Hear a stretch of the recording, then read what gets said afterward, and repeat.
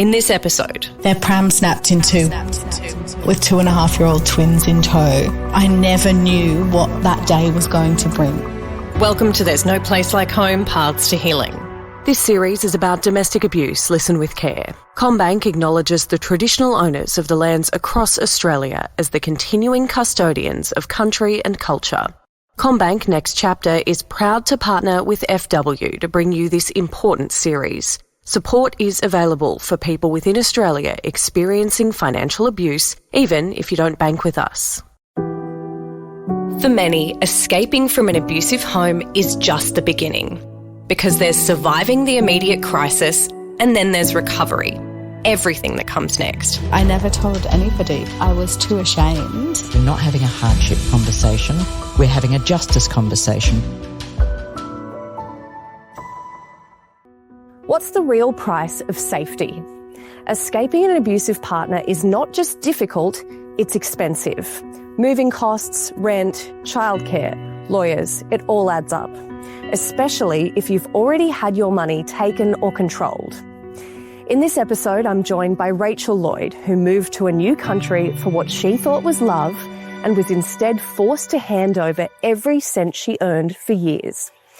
I'm also joined by the Centre for Women's Economic Security founder Rebecca Glenn and Good Shepherd's Loren Cartafono, whose extraordinary work is helping victim survivors process their trauma and rebuild their financial futures. Together, they'll share how this insidious form of abuse follows you after separation and beyond, and the value of freedom for everything that comes next.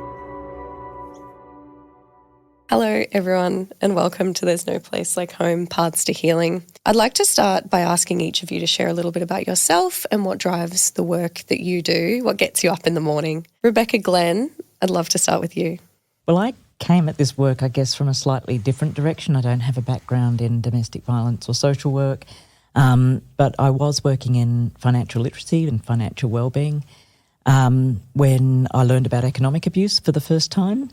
And when I learned about economic abuse, I suddenly recognised that the money problems a very good friend of mine was having with her partner were perhaps more than that. And I guess that was really sort of the start of an awakening that was, we have this massive problem in this country with the prevalence of domestic and family violence, the number of women experiencing that kind of control over their finances and economic resources that prevents them from having the kinds of options that every human should have.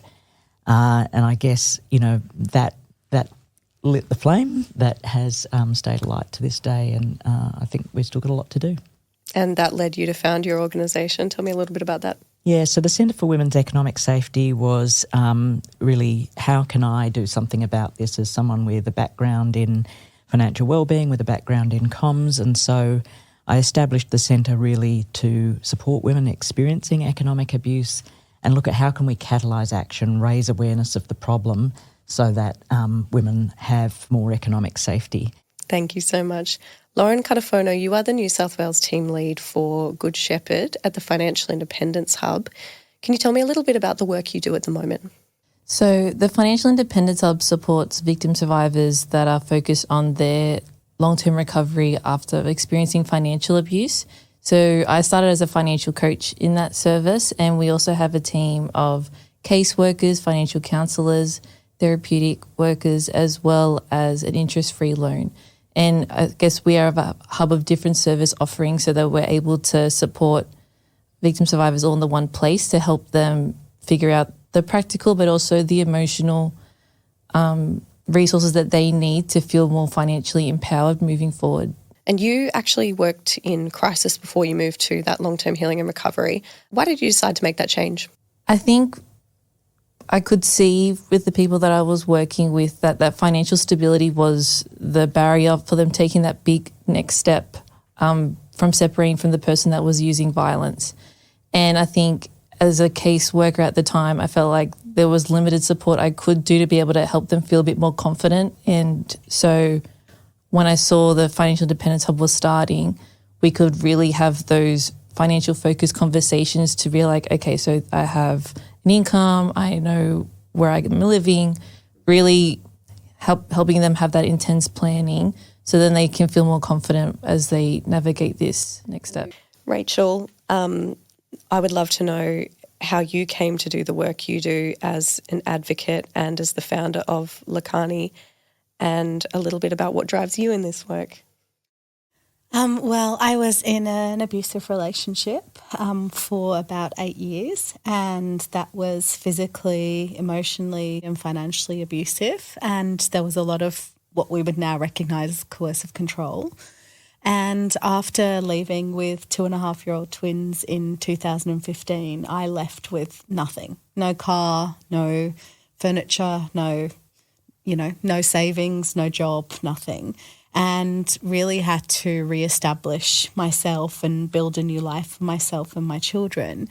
And I really wanted very early on to do something to help other victim survivors. I was very fortunate that in the early stages, before I'd even left, when police were involved, I'd been referred to a local domestic violence service. So I had a caseworker supporting me before I'd even left. She helped me when I was finally ready to leave. And she was really the rock for me through that whole process. We had 5 different homes in 7 weeks. Everything that could go wrong did. That was after you left? You had 5 different, wow. And 2.5-year-old twins. And 2.5-year-old twins in tow. Everything kept going wrong. And the one thing that was solid for me all the way through, the one consistent, was my caseworker. And so I really wanted to give every victim survivor a caseworker like mine, somebody that could support them for as long as they needed to not just survive that crisis, to resettle and then to rebuild and to help them to become empowered to live free from abuse. Going back a little bit, because you're not from Australia, you met your perpetrator in 2007 when you came to Australia on a holiday, and then you moved here permanently a few months later to be with him. You came here, you found what you thought was a loving partner and a future. What did that look and feel like in the early days? I met him. He was working as a concierge at the hotel I stayed in when I was visiting Sydney. He was really romantic. On our first date, I remember him holding my hand around Darling Harbour. He was a true gentleman. It was very intense, very romantic, and I just felt like my heart belonged in Sydney. So it wasn't just him, but he was the reason I was willing to move back so quickly. Now with hindsight, there was only really one red flag in that 3 months, and we used to speak every day, where I had told him about another guy that was still interested in dating me, and he hung up on me and cut me off for a couple of days. And it was only one of my friends calling him from England and speaking to him and reassuring him that I was interested in anybody else that led him to speak to me again. But I just thought it was because he was so in love. I didn't see that as any means of control or any red flags. And then when I moved here, everything was great for the first couple of months until it wasn't. He was a huge gambler, and I'd never dated anybody that had gambled before. And did you talk about money in the early days? Because I don't think most of us, when we go into a relationship, we talk about our financial values or what our goals are with money. Not really. I knew that he had been bankrupt previously, so he couldn't have a car in his name and he wasn't able to get any credit. But he blamed his ex-wife and previous circumstances for that. And I owned a property in England, so I also had a wedding fund that my parents had set up when they divorced. So there was no reason for me to be concerned about his finances, knowing that I was quite financially independent at that stage. You were the breadwinner throughout the relationship, as you've just alluded to. But you got to a point where you were giving him the money that you earned. Did the people in your life, either here or in England, did they know that was what it looked like for you? No, I never confided in anybody what was going on financially. So within 18 months of me moving here, he had stopped working and was gambling full-time. I was working full-time, and so I just handed over every cent I had every time he asked for it. He gambled away all of our savings. He gambled away my wedding fund. He ended up gambling away the proceeds of the sale of both of the properties that I had. But I never told anybody because I was too ashamed. And by that stage, I was under the impression, I really believed that I needed him, and the only way to survive and maintain that relationship was to hand over every cent I had. I learned not to confide in people because those that I did try and confide in, he would isolate me from. Yeah, and what did that look like? What were the consequences of pushing back or trying to make that sense of community? Because I think that's often something people don't understand. The consequences were that I would, get physically assaulted, or that, my phone or my iPad or my laptop would be smashed up. And I was strongly encouraged to defriend those people on Facebook and ensure that, they weren't told about what really went on in our house. But it's done in a very manipulative way. And, the perpetrators don't tell you, take that person off Facebook. And there are some that do. They undermine those relationships. They want to weave their web around you, and to do that means manipulating you so that you believe their version of events, their version of the truth, not what's actually occurred. Beck, I'd like to ask you, in your work, how often do you hear stories like the experience Rachel's just shared with us? Daily. The data tells us most people never reach out for support. Many people have been isolated from those friends and family who perhaps could provide that support. And so this is a really, really common experience of women and people around the country. Yeah, because we just keep blaming ourselves, right? I know that if I had just said something back then, I wouldn't be in this position now. So it's not his fault, it's my fault because I didn't stand up for myself when I should have done. And the deeper you get into it, the harder it is to reassert any control or make the changes to actually get out of it. Rachael, you and your two sons left nearly a decade later. As you mentioned, they were 2.5 years old. And you said there was a point where you thought to yourself, I'm not sure why I left. This is so hard. Can you explain what was going on in your mind at that point and what made it so hard? I left with absolutely nothing. All of my family were in the UK. So we had 5 different homes in 7 weeks. Doing that with 2.5-year-old twins in tow is really difficult. And, you're always trying to make sure that they are the priority and they are cared for. Their pram snapped in two when we were going to look for somewhere to rent. My friends hired a car for me so I could go and look at rental places, and that got towed away from outside the motel we were staying in because on the Monday morning it became a no-stopping zone. We'd applied for Start Safely through Homes New South Wales, and my ex made false allegations to them, so they put the application on hold. And through it all, it just felt that I never knew what that day was going to bring, and it was never a positive day. And so I remember saying to my caseworker, well, maybe I should just go back because at least I can manage him when I'm there. And of course, the reality is we don't manage it, because if we could manage it, we'd never be physically assaulted. We'd never be emotionally abused. We'd never be financially abused. We'd never be coercively controlled. But we feel like we have the ability to manage it better when we're there. Do you remember what the caseworker said to you when you said that?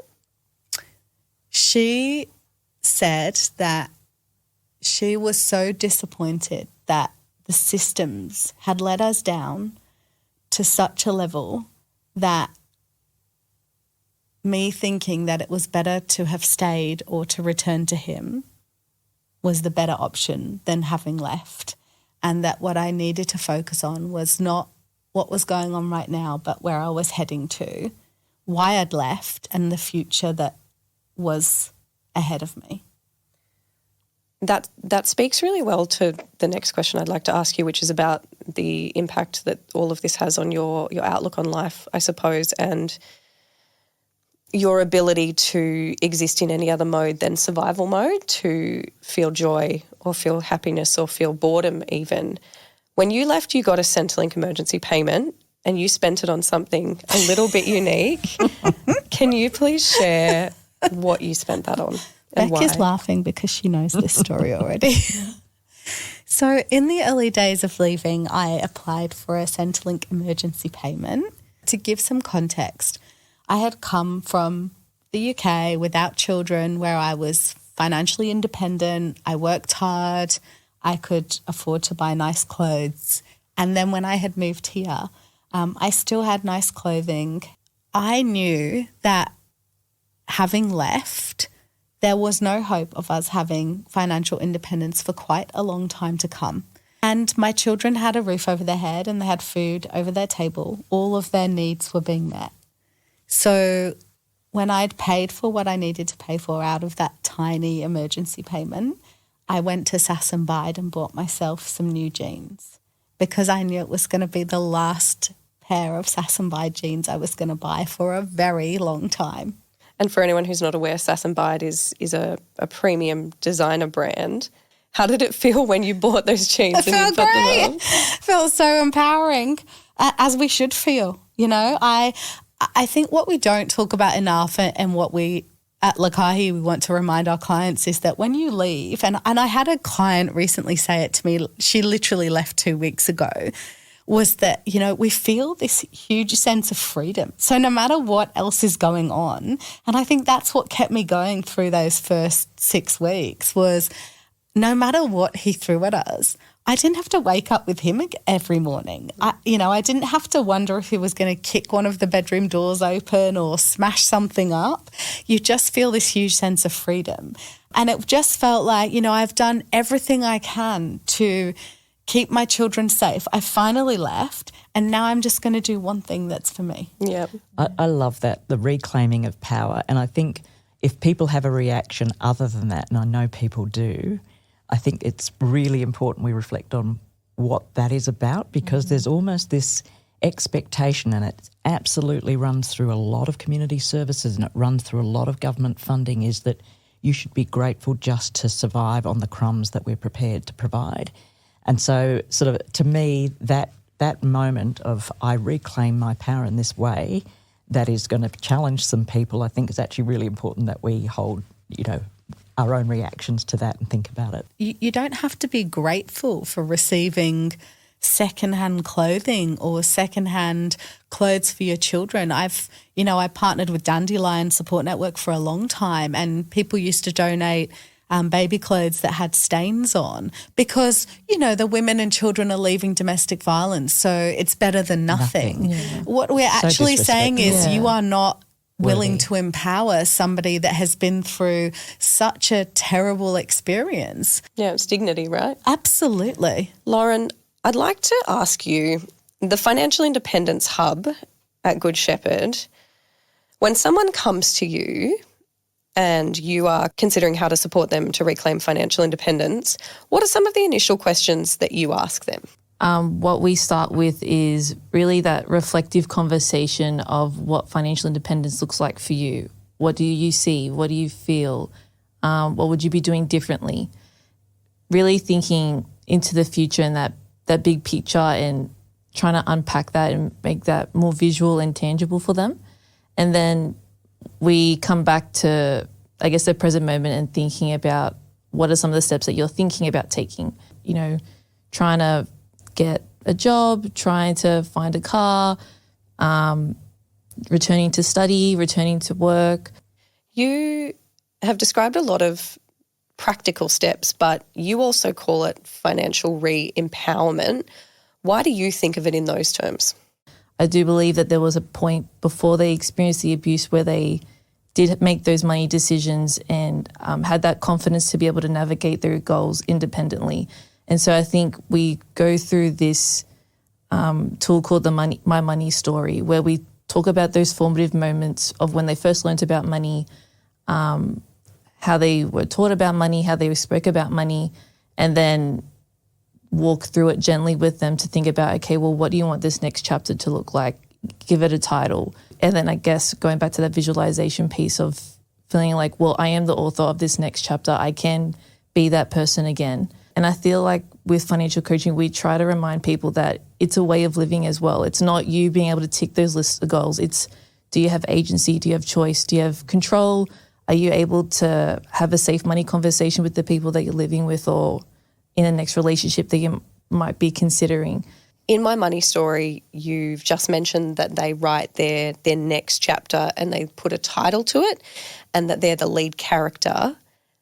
And it's practical, but I also hear that a lot of emotional work happening there. It's about being the main character in your own experience. What are some of the titles you see when people write their own next chapter? Sometimes it's just a word like empowered, confident and free. I can do this. How do you ensure that when you're doing those 6 sessions with someone that you're setting them up in the long term for that long-term financial independence? What do you find that they need the most and what are the conversations that make those differences? The financial coaching is focused on that behavior change, that mindset change.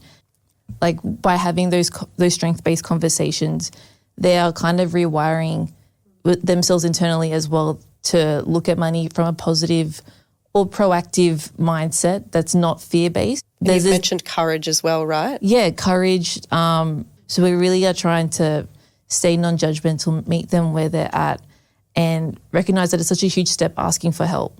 And so mirroring back that they can use those same, their courage, their vulnerability, their money story. Yeah, that small spark that made them reach out to us in the first place. Because they can, and when life happens or when post-separation abuse happens, then it can be hard to feel like, it can be hard to stay on track. But I think it's like coming back to, okay, well, maybe you can't take that big step that we talked about last fortnight. What can we pivot and just change the direction a bit to something that's a bit more achievable? Rebecca, I'd like to ask you about the Centre for Women's Economic Safety's money clinics.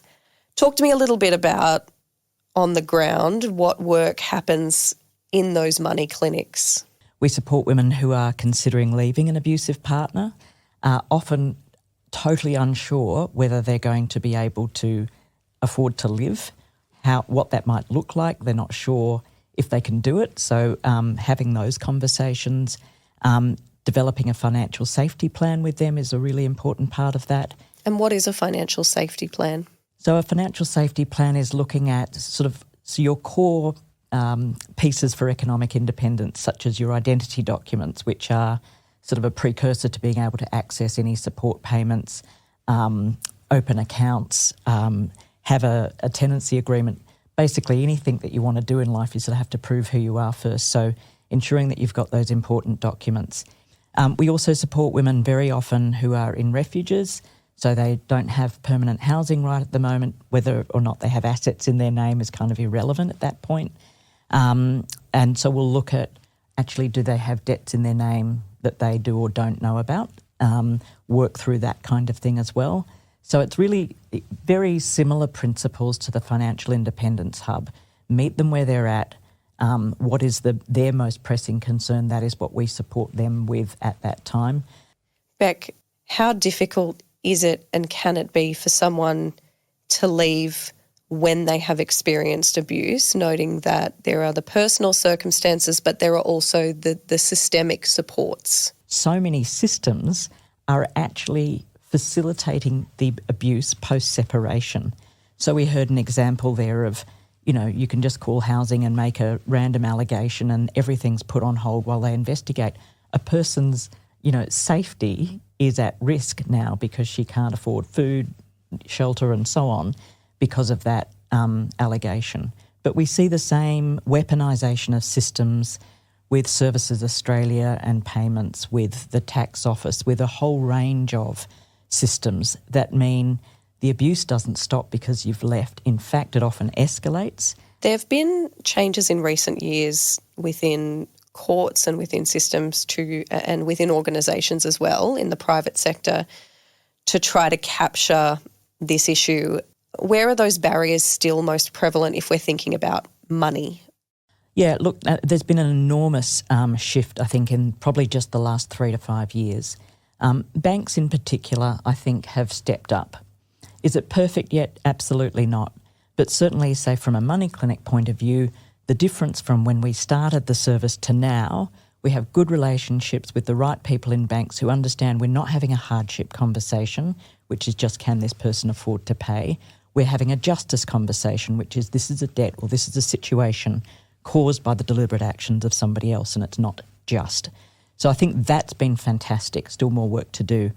But actually we're now looking at a situation, I think, where governments are really quite behind where the private sector is and they're playing catch up.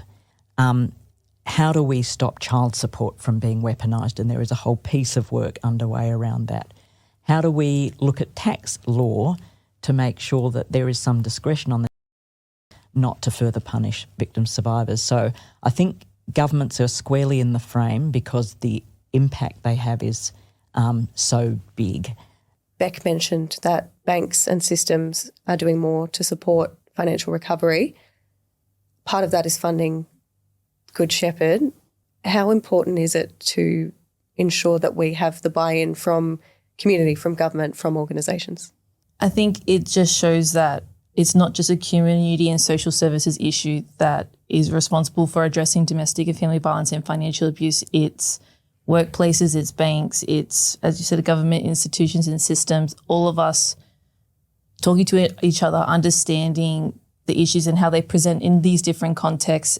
The Commonwealth Bank are really involved in understanding the victim survivors that we're working with and understanding even that, like, banking products like theirs and other banks, how those those products can unintentionally perpetrate the abuse. And so then how can they add more processes of protocols so they are ensuring that people are entering, loans or to products consensually and are able to understand those red flags as well.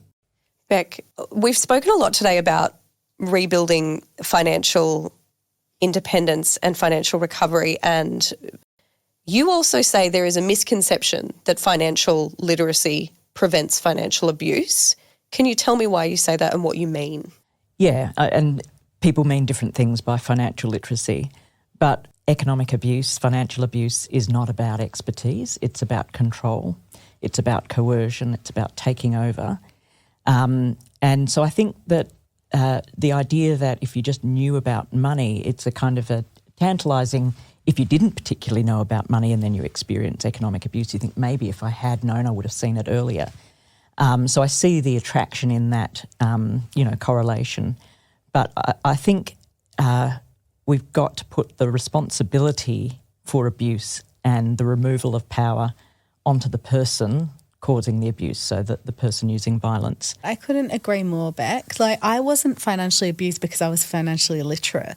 And that's not to say that financial literacy isn't vital and necessary for lots of people who have been impacted by domestic and family abuse. But I was financially abused because I was terrified of the consequences of not handing over every cent.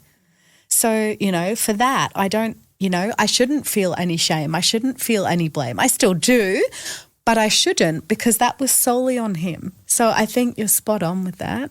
Yeah, and where I do think that financial literacy is valuable is if we take the broader conception of financial literacy, so not just sort of the mechanics of managing finances, but having money conversations. What are money stories? Let's not hide behind that's not something that we talk about. If we're having money conversations, how do you manage money? This is how I manage money. I'm not comfortable with that. Then those kind of conversations may well flush out. Actually, I don't think that sounds right. That doesn't sound like it's fair. That doesn't sound just. That could be, I think, a really valuable tool in our culture and society more broadly to give people a sort of perhaps an earlier warning than what is kind of the norm now, which is a lot of this just hides under the surface until really things have gone too far. Loren, what are the conversations you encourage people and women to have in future relationships? So I think it's understanding that money conversations need to happen with a safe rapport, whether it's a professional or interpersonal relationship. And what does a safe rapport look like then for you? And do you need to rehearse this maybe before you have that conversation? And just normalizing that, like, it's not going to come naturally. It's okay to have a planned conversation of like, hey, I'd like to talk about this with you tomorrow or next week. And then being able to understand what you want communicated in that conversation. Whether you need to have that in a more neutral space like a cafe rather than having it at home, or I think we're encouraging people to maybe plan that and normalizing that it's not going to come naturally. Do you think that having these conversations more broadly is an opportunity to spot those red flags early on? Yeah, I definitely do. I don't know that it would have helped in my relationship because the gambling was such a huge part of it. And, people with addiction issues are not generally so open about what's going on for them. But I think if we have those conversations in the same way that we talk about, do you want to have children one day? Do you want to get married one day? I think if we can normalise those conversations, then we're going to have healthier relationships overall. Rachel, after you left, you eventually started your own charity. Tell me a little bit about it and what you aim to do. So I set up the Lokahi Foundation so that everybody could have a caseworker like mine, like Rhiannon. And we support women and children in the eastern suburbs of Sydney that have been impacted by domestic and family abuse. And then we will provide very holistic wraparound support for whatever they need. So it can be anything from helping them to find housing to legal support, counselling, food, clothing, you name it. We will help them apply for their leaving violence payment, for victim services. So whatever the clients need. So the main purpose is to re-empower these women to live free from abuse. And we want to support them for as long as they need because most other services are restricted, and not by choice, by financial restriction, budgeting restrictions, to only supporting for 6 to 12 months. But we know that, in 6 to 12 months, you may not even be a quarter of a way through the journey. And that once you have managed to find somewhere safe to live and you've worked out whether you are going to go into some kind of employment or you are already working or you want to study, that's just one part of it. And the counselling and the recovery and the healing is something that takes a long time. And when we have systems that continually let down victim survivors like the family court system, like the criminal court system, where things are drawn out for years, it stops victim survivors from being able to totally move forward with their lives. So we acknowledge that recovery is a journey. I will never say I'm healed. I'm on a healing journey. I'm never going to be the same person I was before. But, we want these women to know that the support doesn't end. And I think our success rate sits at over 97%. So over 97% of the clients that have worked with Lokahi do not return to abusive relationships. Wow, that's an extraordinary number. You left over a decade ago. How is your financial situation now? Fortunately, I'm in a position now where, and let me tell you, being the CEO of a not-for-profit is not a great money earner. CEO is a title. When you put it with not-for-profit, it means very little in terms of financial independence. But, I can afford to pay rent. I can afford to make sure my children are comfortable. And, I also want to acknowledge that my mum has financially supported us since the children were born and still continues to do so. So, we're very, very fortunate to be where we are. But certainly, what I went through had a huge impact on my relationship with money and finances and how I view it. Rachel, you recently marked 10 years since you left and since you escaped. Can you share what you did to mark that? I changed my name back to my maiden name to celebrate 10 years of freedom. I wanted to do something to recognise that 10 years of freedom, and it was really time to fully reclaim myself. Congratulations, Rachael Lloyd. That's Thank you. Incredible. I'd like to finish by asking you a question that I've received, which is, in your opinion, is financial independence and recovery after abuse possible? Absolutely. It really is. And I think, financial independence means different things to different people. But, if you're not reliant on the perpetrator anymore, then you have made a huge step towards financial independence. I might not own a property in the eastern suburbs. I might not drive a Porsche, but I'm financially independent. I've financially recovered. I'm no longer bankrupt and, I'm free. Congratulations. Rachael, Rebecca, Loren, thank you so much for joining me on There's No Place Like Home, Paths to Healing. Next time on Paths to Healing. I will never forget a day. That was the 3 stories in front of me. I had to make a choice of who was going to get that room. CommBank Next Chapter is proud to partner with FW to bring you this important series. Support is available for people within Australia experiencing financial abuse, even if you don't bank with us. Contact CommBank's Next Chapter team on 1800 222 387, Monday to Friday, 9 a.m. to 6 p.m. Sydney, Melbourne time, excluding public holidays, or visit commbank.com.au/Next Chapter. If you enjoyed this podcast, please rate and follow or join the movement at futurewomen.com. This episode was hosted by Sally Spicer. Executive producer is Sally Spicer. Our producers are Odessa Blaine and Marcella Rossiano Barrow, who's also our video producer. Geraldine Bilston is our sensitivity consultant, and our supervising producer is Jamila Rizvi. Audio editing by Dave Collins, artwork by Patty Andrews, videography by Charlie Rogers.